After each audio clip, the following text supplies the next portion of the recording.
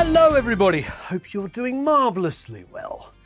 As ever, please subscribe, hit the notifications bell, and guess what? You'll be notified when we put up a new video. Okay, so today we're doing 5 quick automation tips. What I've done here is I'm opening up a song by a band called Snakebite, which are a Polish band, and the drummer is pretty insane. Let's have a listen to the track.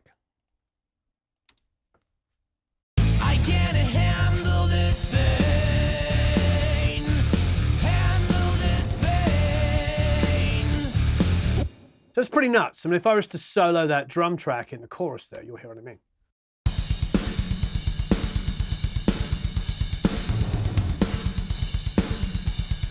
Those drums were recorded live at Hybrid Studios, for those of you that know Hybrid from the videos and everything that I've done with them.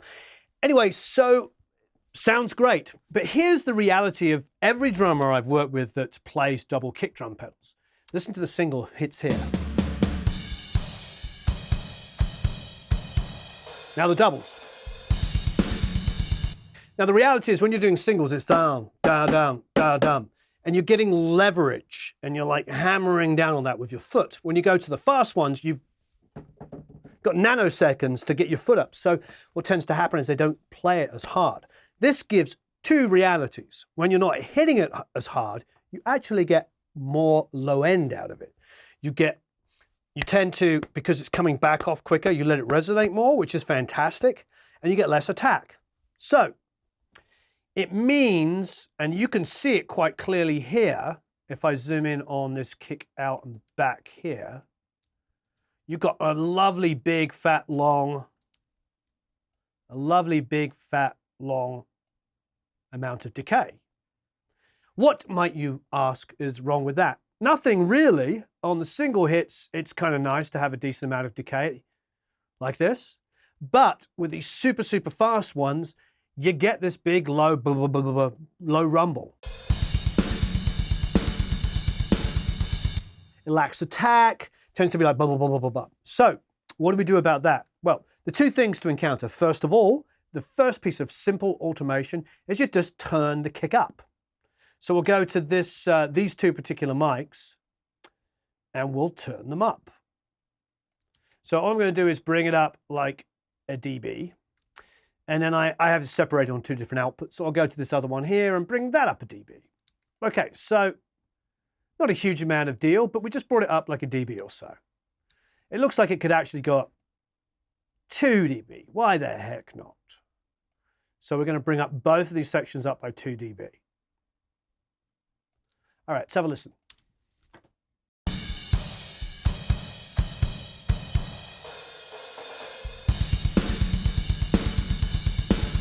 Okay, so now it feels a little bit more convincing. It doesn't feel like the kick drum got quieter in that heavy part. Let's have a listen. I can't handle this pain. But what else does it sound like? It sounds like it's all low, blah, blah, blah, blah, blah. Because like I said, he's not hitting as hard. He's not getting as much snap out of it as the beater hits the head, and he's getting an extra amount of low rumble. So it's not really very good, because now what we're hearing is like blah, blah, blah, blah, blah, blah, blah, blah, blah. We're not hearing that definition. So now this transient designer here, we can exaggerate the attack and bring down the sustain.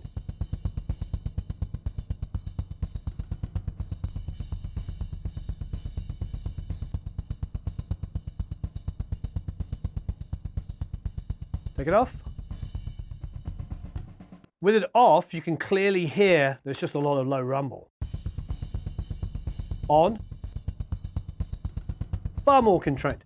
Now, I know before the advent of transient designers, we used to use gates. We used to use gates to catch the transient and then try and shut it off pretty quick, have a super fast release time. It wasn't that effective, but it was the best we could do when you were mixing, you know, heavy rock, before the advent of any kind of samples.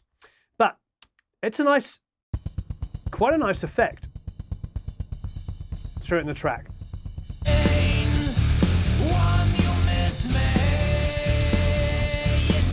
It's quite a huge difference. Here's with it on. So I'll keep my finger up for on, and then when I turn it off, I'll put my finger down. You'll hear what's going on.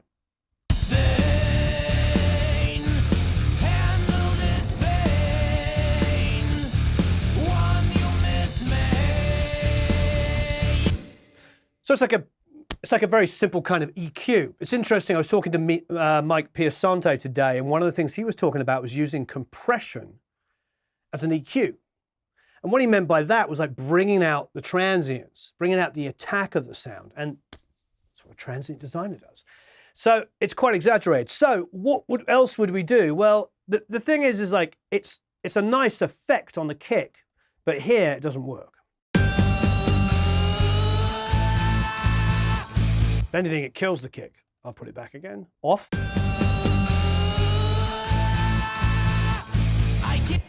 I like it off there. So this is what I talk about all the time. Don't be afraid to automate your plugins. You can either adjust the attack and release times, so in this case, the attack and sustain times, or quite frankly, you can just do this. You can turn it off. So we'll come in on our master bypass, and the moment it's on all the time, so we'll just come in on that section and turn it off. I can't handle this pain. Handle this. Very simple. So what did we learn? Automate volumes. Very obvious, so it seems, but not everybody does that. I go to a lot of mixes that people send me, and they're not running even the simplest automation. Where choruses get more dense or more intense like that, you have to start picking out things. So we've automated the volume of the kick, and we've also automated by plugin by creating extra attack and reducing the sustain and then turning it on and off. So don't be afraid to automate your plugins. Simple thing here. Go to that same chorus here.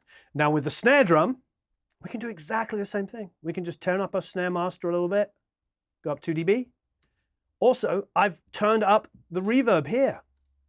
So we'll get a bigger snare in the chorus when it gets more exciting. Remember, with that intense amount of kick drum going, lots of things are going to get soaked up. A lot of energy is going to be taken away. So more reverb on the snare is barely going to be noticeable.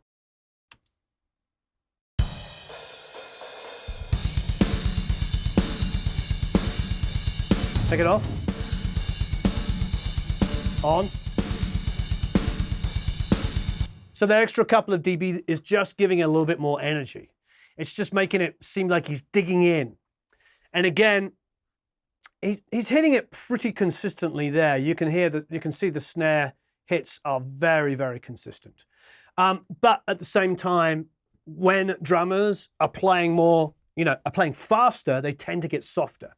Sure, lots of people will debate me on this, but my experiences of recording hundreds and hundreds of drummers are, as soon as they start doing really super fast rolls or super fast kicks, especially go around the kick, like this, they're not Kenny Ernoffing it. They're not like da da da da da da at twice the speed. They tend to play a lot softer.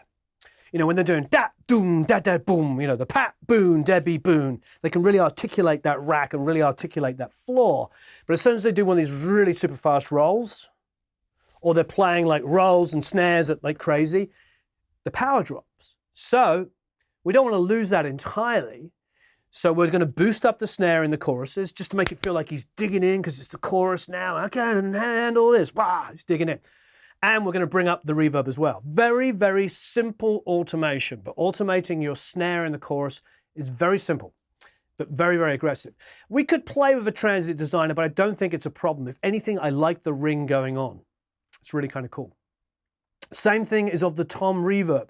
As you can see, the tom reverb here has been turned up in the choruses.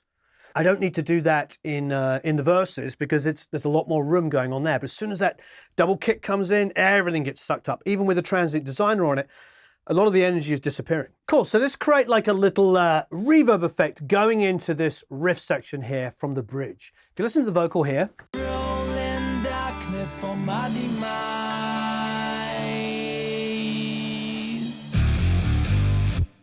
So what I like about that, it's kind of subtle, but why don't we exaggerate the differences between the two sections? So this is a trick I've used many, many times.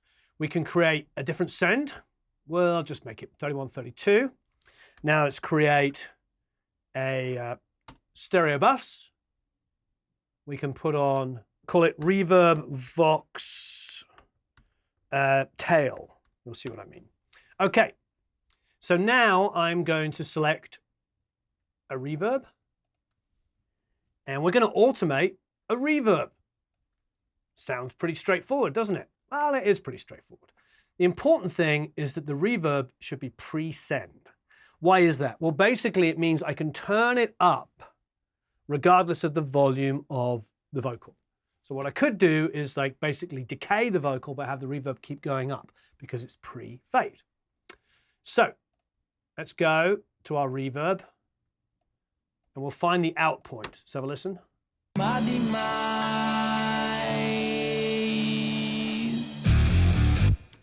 Now, it seems like there's a hard out there. Let's find the bass line. Okay, so the bass line is coming in like an eighth note later. So we're going to eighth notes. Yep, there it is, an eighth note later. Here's the point where the band starts back up. So let's take the vocal send, turn it up.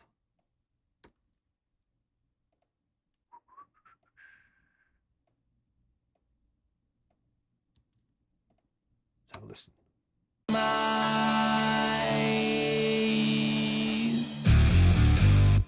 Okay, it's kind of interesting, but it's not really going in that loud to it. So we can do a couple of things here. I think the first thing we can do is we can strap a little compressor on the outside here, just to bring it up a bit.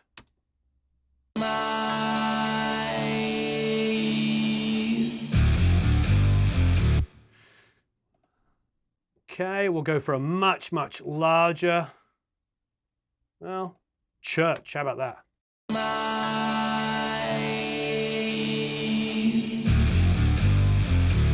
Great.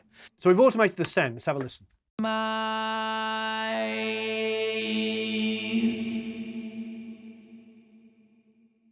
Pretty tasty. It's like subtle moments like that that I'm always looking to do. That we did as a pre-fade send growing into the reverb. Great little trick. Very, very simple. Works wonders. On a similar ilk, let's go to the end of the song. So if we listen to the solo at the end of the song here.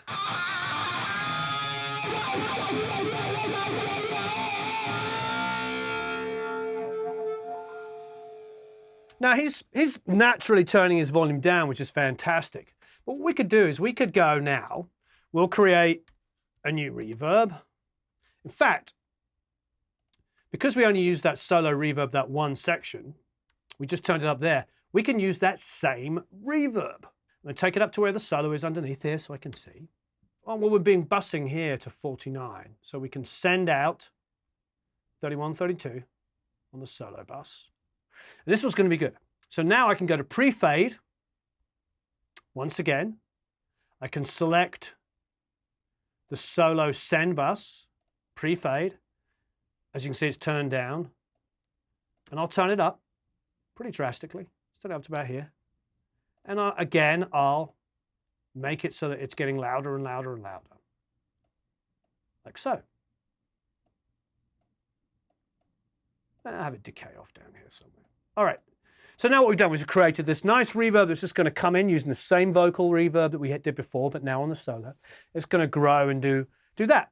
You might ask, well, that's interesting. Well, we can also do it because it's pre-fade. Now we can get cleverer, and as the reverb on the guitar comes up, we can fade the guitar out. So here's the solo bus. This is where all the bus. So if I go to the volume of the bus here, I can literally do this. Just turn it way down and actually make it disappear at its loudest point. So where the reverb is at its loudest, the guitar is like basically disappearing. So listen to this.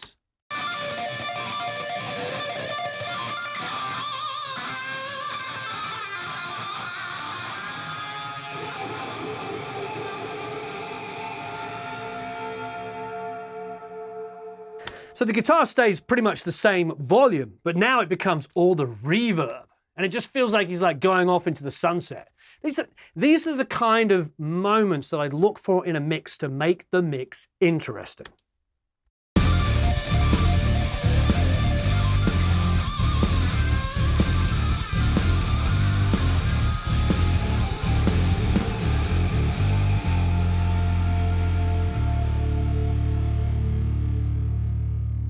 I mean, now that I have the reverb going on its own, I could actually turn up the reverb as well. Not only turning up the send, but turning up the reverb return.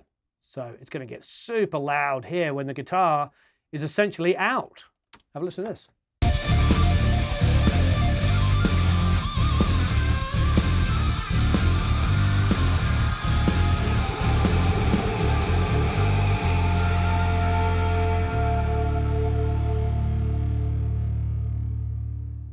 How awesome is that? It just completely changed up a mix. Now, a mix like this, where it's like a metal mix or heavy rock mix at least, you've got like drums going crazy the whole time. You know, quite often in metal, or at least in heavy rock, the guitar sounds are like the same all the time. Now, there's overdubs that come in, but it's like going hell for leather. You know what I mean? Just right from the get-go. And you're looking for these kind of moments to make your mix sound more exciting. You can do snare drops where you boost up the reverb. Let's see if we can find something for that. All right, so going into this last chorus here, look at this. It's like snare and hat goes together. Just cool. Let's make an event out of it.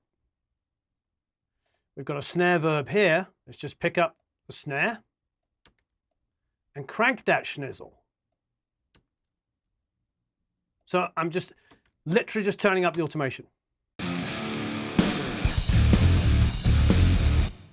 It's pretty awesome. That's pretty intense. We'll come down a little bit.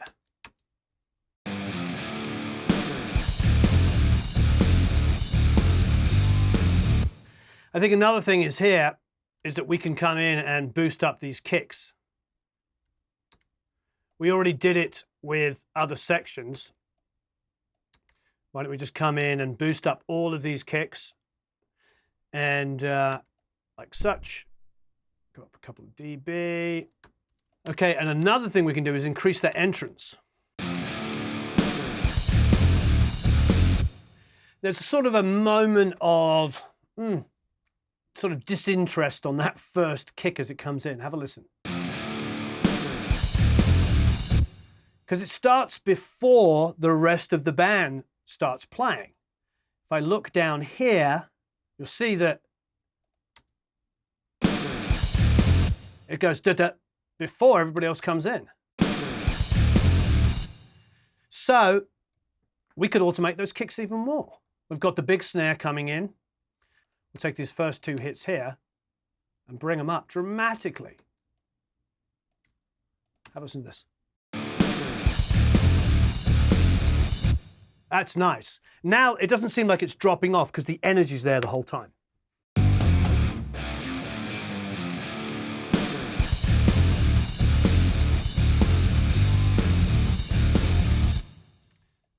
There's a part of me that even wants to hear that muted just for the heck of it.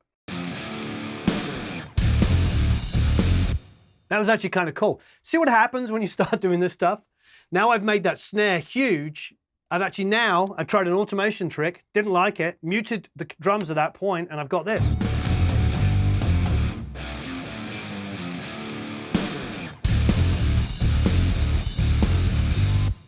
And the snare decay of that reverb carries through the gap, so I don't hear it disappearing as quick. I could go crazy on that. We could get in there and we could decide, let's do this. Let's really turn up this snare. Listen to this. So, more automation.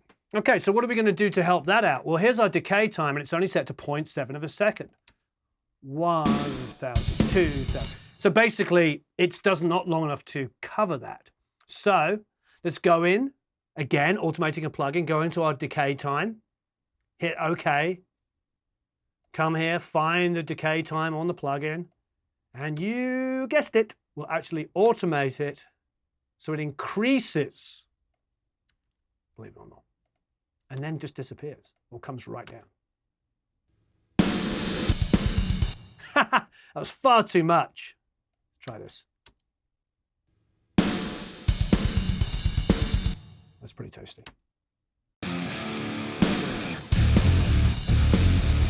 That was great. Simple things like that, automating plugins.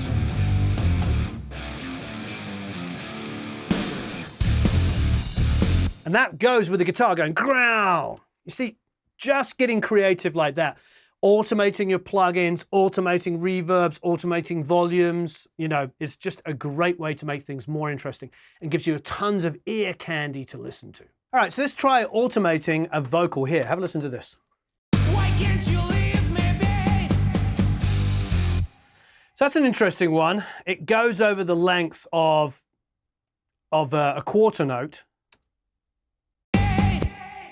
B, B. It's got like a little extra. It's not B. It kind of goes B. This actually sounds kind of cool. Now, there's many millions of different things we could do, but why don't we just try this? Just going to create, you guessed it, a new bus. And I'm going to do something fun. I'm just going to take a mono send. Not going to go pre-fade. Don't need to. Just take a mono send. Just come here and just automate the send. So I just turned it up. So it just sends on that one word. Okay, now we'll get a mono delay, because you're going to see why. Our friend Echo Boy. And we'll make sure the mix is set to 100%. We'll go to, we'll go to 16th note. We'll have a decent amount of feedback. So what we've done, we've just automated just on that one word. Let's select the tempo, which is 124. Let's turn up the output.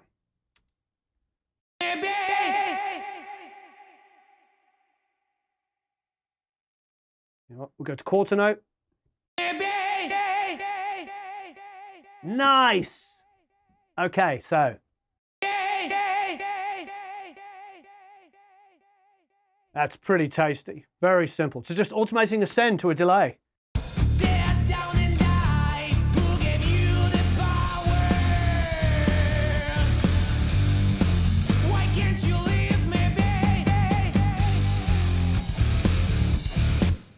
I like that. I'm gonna turn the feedback up.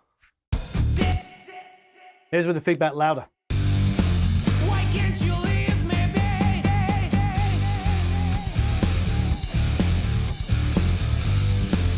And of course, if you don't have an Echo Boy and you just have a stock delay plugin with just feedback and the ability to, you know, set the tempo, that's all you need. You can do all the automation in your DAW.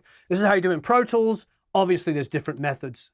But what we're looking for is we're looking for exciting ways to add some automation and fun effects into our mix to make it stand out from, you know, this really dense mix in this case, but just something ear candy. Because once you've got something that sounds really good sonically and slamming and loud or whatever it is you're going for, whether it be a pop track or beautiful and open country or roots song, you're still looking for things to keep people's interest. Automation in general, as you can tell, is there for simple things like bringing up kick levels and snare levels in choruses, bringing up the guitars even in the choruses, bringing up the vocal as that all comes up. I mean, obvious things to create dynamics, especially in a rock track like this where everything's playing, like, as I said, out from basically beginning to end.